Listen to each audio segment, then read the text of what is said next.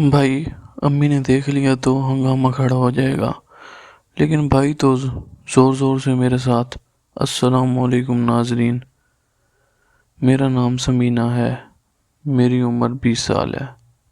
میری فیملی میں ٹوٹل 4 افراد رہتے تھے، میرے امی ابو اور ہم 2 بہن بھائی۔ میرا بھائی میرے سے چھوٹا ہے اور 16 سال کا ہے۔ بھائی کا نام ریحان ہے۔ میرا بھائی ریحان بہت ہی خوبصورت تھا۔ میں اپنے بھائی ریحان کے اوپر کافی مرضی تھی، اور ہمارے خاندان کی ساری لڑکیاں بھی میرے بھائی ریحان کی خوبصورتی پر دل ہار بیٹھی تھی، لیکن میرا بھائی ریحان کسی بھی لڑکی کو لفٹ نہیں کرواتا تھا اور نہ ہی کسی لڑکی کے ساتھ اٹیچ تھا۔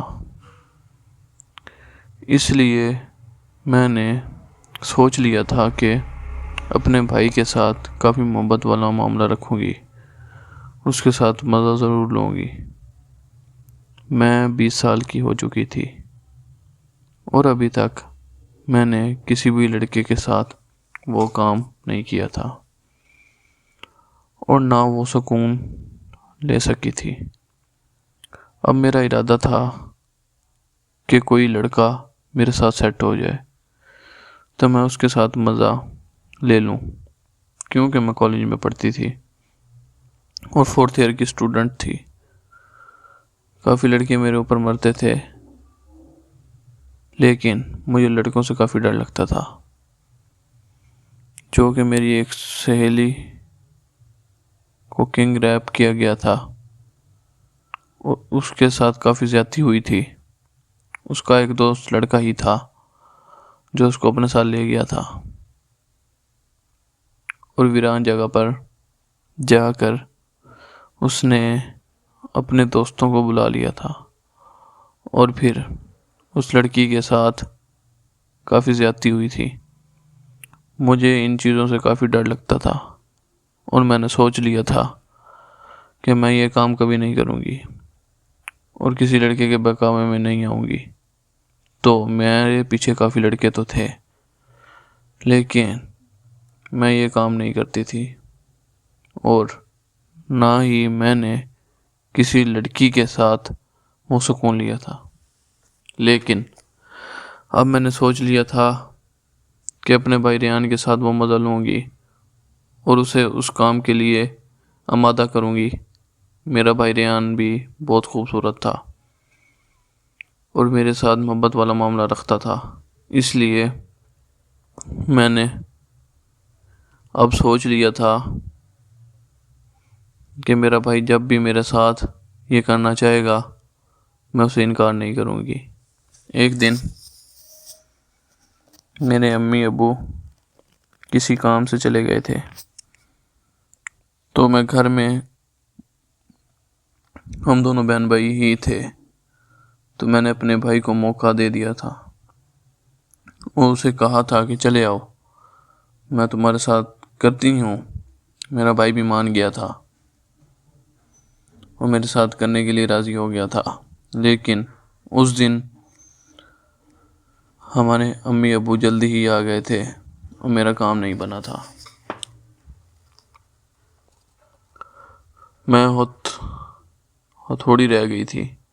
اس دن مجھے امی ابو پر کافی غصہ آیا تھا اور میرا دل کرنے لگا تھا کہ امی ابو جلدی کیوں آ گئے ہیں۔